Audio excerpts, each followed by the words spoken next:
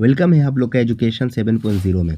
तो आज हम लोग पढ़ेंगे male succession when a Hindu male died intestate, यानी जब एक हिंदू मेल अपने जायदाद को बगैर किसी के नाम किए हुए मर जाता है, यानी उसके बाद उसके प्रॉपर्टी का वारिस कौन होगा ये बगैर बताए हुए मर जाता है, तो उसका जो प्रॉपर्टी है किस तरह बांटा जाएगा, किसको दिया जाएगा, ये हम लोग हिंदू सक्सेशन एक्ट 1956 में पढ़ेंगे। तो पहले मैं थोड़ा सा 1 मिनट में कॉन्सेप्ट दे देता हूँ, उसके बाद हम लोग पढ़ेंगे। इसमें क्या है, तो पहला प्रेफर दिया जाएगा उसके बच्चे को और उसके बाद उसके विडो जो वाइफ है, जो बेदुआ बीवी है, उसको प्रेफर किया जाएगा उसके प्रॉपर्टी को। अगर वो लोग नहीं होंगे तो उसके माता पिता यानी पेरेंट्स वालिदैन को उनका हकदार दिया जाएगा उनका प्रॉपर्टी का। अगर वो भी नहीं होंगे तो उनके फादर के रिलेटिव्स को हक दिया जाएगा, उसके कज़न लोग को कि उसका प्रॉपर्टी वो रखे। अगर वो भी नहीं होंगे तो फिर उसके मदर के मतलब जो कज़न होंगे, मतलब मदर के रिलेटिव जो होंगे, उससे उसको मतलब इनके प्रॉपर्टी को दिया जाएगा। तो इस तरीका कर से क्लास 1-2 करके है हम लोग पढ़ेंगे तो और बेहतर तरीके से समझेंगे। तो चलिए हम लोग शुरू करते हैं। क्या है, when a Hindu male died intestate without leaving a will, the succession of his property is governed by the Hindu Succession Act 1956. The property is distributed among the heirs following manners. तो हम लोग देखेंगे कौन कौन सा higher. तो क्या बोल रहा है, जब एक हिंदू मेल मर जाता है मगर बगैर किसी को प्रॉपर्टी नाम किए हुए, ठीक है, तो वो हिंदू सक्सेशन एक्ट में बताया गया कि इस तरीक़ा से उसके प्रॉपर्टी का डिस्ट्रीब्यूट होगा। तो चलिए हम लोग पढ़ते हैं। तो क्लास 1 हायर्स पहले पढ़ेंगे क्या क्या है इसमें, कि क्या बता रहा क्लास 1 हायर्स में, the property first develops upon the class 1 heir who includes. तो क्लास 1 हायर्स में कौन कौन इंक्लूड है, तो पहला क्या है, सन, ठीक है, डॉटर इंक्लूडिंग मैरिड डॉटर्स और विडो। तो 3 जन है, कौन कौन सा है, सन है, डॉटर है, चाहे वो शादीशुदा हो या ना हो, और विडो। ये 3 जन को दिया जाएगा प्रॉपर्टी।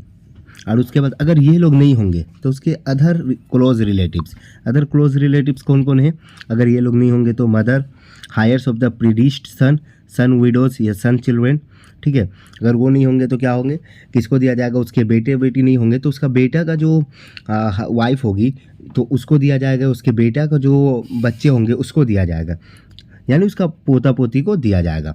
अगर उसके ये नहीं होंगे तो मतलब वो उसके बेटे बच्चे नहीं होंगे तो फिर क्या, हायर ऑफ प्रीडिस्ड डॉटर्स, तो उसके बेटी के बेटा जो बेटा बेटी होंगे उसको दिया जाएगा। अगर उसका बेटी भी नहीं हुई तो उसके बाद किसको दिया जाएगा, अमंग क्लास 1 हायर्स अगर होंगे the property is distributed equally among all class 1 heirs. अगर सब होंगे यानी पहला प्रीफेयर जो है उसके बच्चे और उसके विडो वाइफ, अगर ये लोग होंगे तो इन लोग में इक्वली बांटा जाएगा उनके प्रॉपर्टी को। जैसे एग्जाम्पल हम लोग पढ़ते हैं, कब, if a Hindu male dies leaving behind a widow, 2 sons and a daughter, the property is divided into 4 equal shares. मैंने बताया ना, अगर उसके बच्चे होंगे तो क्या होगा, अगर एग्जाम्पल के तौर पर देखें, अगर एक हिंदू मेल वो मर गया है बगैर प्रॉपर्टी किसी के नाम किए हुए, तो उसका जो वाइफ है, जो 2 बच्चे हैं और एक बेटी है यानी एक डॉटर है, तो इन चारों को उनका जो प्रॉपर्टी है इक्वली तौर पर बांटा जाएगा उनका प्रॉपर्टी इन चारों में। समझिए, अब क्लास 1 हायर्स अगर नहीं है तो हम लोग क्या करेंगे, क्लास 2 हायर्स हम लोग पढ़ेंगे, ठीक है। क्लास 2 हायर्स, तो इसमें क्या बताया जा रहा, क्लास 2 हायर्स में कि क्लास 2 हायर्स में क्या बताया जा रहा, वो इसमें बताया जा रहा कि if there are no class 1 higher, the property passes to the class 2 hires who are divided into categories. Within each categories hires inherited equally. The categories include, अगर क्लास 1 हायर्स में कोई नहीं हुआ तो क्लास 2 हायर्स हम लोग पढ़ेंगे। इसमें कैटेगरीज वाइड बांटा जाएगा, यानी ऊपर से अगर जो जिंदा रहा, जैसे फादर अभी हम लोग पढ़ेंगे, और फादर जिंदा रहा, उसके अगर उस लड़के का फादर जिंदा रहा तो इसी को दे दिया जाएगा डायरेक्ट प्रॉपर्टी। उसका नीचे जो आएगा जो कैटेगरीज बटा उनको नहीं दिया जाएगा, यानी जो जो ऊपर से जो जिंदा बचे उनको दे दिया जाएगा। तो पहला क्या है, फादर, तो फादर क्या है, और फादर अगर ये बची तो इनको दे दिया जाएगा उनका प्रॉपर्टी। अगर ये भी ना हो तो इसका सिबलिंग्स यानी brother and sisters including step siblings, ठीक है, इनके भाई बहन जो होंगे उनको प्रॉपर्टी प्रेफर कर दिया जाएगा, नहीं तो उसके जो सौतेले भाई बहन होंगे उनको भी दे दिया जाएगा प्रॉपर्टी अगर ये लोग नहीं होंगे तो। उसके बाद क्या है, उसके बाद एक ग्रैंड पेरेंट्स, मतलब पैटर्नल एंड मैटरनल, तो ग्रैंड पेरेंट्स चाहे दादा दादी जो भी हो, अगर ऊपर से कोई नहीं होंगे तो इन लोग को प्रेफर किया जाएगा। अगर ये लोग भी नहीं हो तो ये प्रॉपर्टी किसके पास जाएगा, descendants of siblings, nephews and nieces, ठीक है। तो क्या है, नीफ्यू मतलब उसके भतीजा भतीजी भगना भगनी, इन लोगों को प्रेफर किया जाएगा उसके प्रॉपर्टी को। उसके बाद अगर ये भी नहीं हो तो अदर रिलेटिव जैसे अंकल आंट्स कज़न, इन लोगों को प्रेफर किया जाएगा। तो क्लास 2 हायर्स हुआ। इस तरीक़े से ऊपर से प्रॉपर्टी आएगा। अगर ये लोग नहीं होंगे तो नीचे आता रहेगा। समझिए, अब क्लास 2 हायर, 1 हायर, 2 हायर्स में जितने लोग को हम लोग पढ़े वो कोई ज़िंदा ना हो, इस लड़के का कोई ज़िंदा ना हो, जो हिंदू मेल है, अगर कोई ज़िंदा ना हो तो क्या होगा? एग्नेट्स। इफ़ नो क्लास 1 या 2 हायर्स तो हेयर एग्जिस्ट एग्नेट्स। किसको कहते हैं? Agnates are relative through the male lines such as the male cousins और the male descendants of the paternal relatives.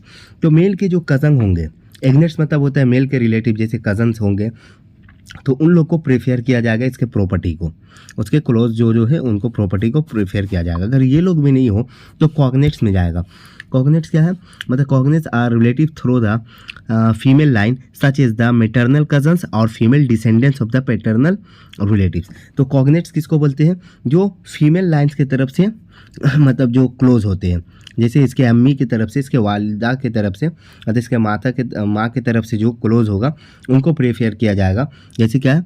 इसके मैटरनल माँ, इसके माँ की तरफ से, मतलब इसके माँ के भाई के जो बेटे उन लोग को प्रेफर किया जाएगा, बेटा बेटी इन लोग को। और एग्नेट्स नहीं हुआ तो कॉग्नेट्स। ठीक है, उसके बाद क्या होगा? 5 नंबर क्या बता रहा? अगर कोई उसका अपना जिंदा ही ना हो, मतलब जो हिंदू मेल है जो मर गया है, अगर वो अपना प्रॉपर्टी किसी का नाम नहीं किया और कोई इसका जिंदा नहीं हो तो किसके पास चल जाएगा? If there are no class 1 heirs and class 2 heirs agnates or cognate the property state to the government. This means that government becomes the owner of the property. तो ये क्या होगा? डायरेक्ट गवर्नमेंट के पास चल जाएगा। अगर उसका किसी का उसका कोई ना हो तो, और उसका मालिक कौन बन जाएगा? गवर्नमेंट बन जाएगा, गवर्नमेंट ऑफ इंडिया मतलब बन जाएगा। तो ये था हिंदू मेल डाइड इंटेस्टेड। इसके बारे में हम लोग पढ़ें कि अगर हिंदू मेल बेगर किसी का अपने प्रॉपर्टी नाम किए हुए मर जाता है तो किसको सबसे पहले प्रेफर किया जाएगा? वो नहीं रहेगा तो फिर किसको किया जाएगा? तब इस तरीक़े से हम लोग पढ़ें। तो मैं उम्मीद करता हूँ आपको ये वीडियो अच्छा लगा होगा। अगर आपको वीडियो अच्छा लगा तो लाइक एंड सब्सक्राइब ज़रूर करें। Thank you.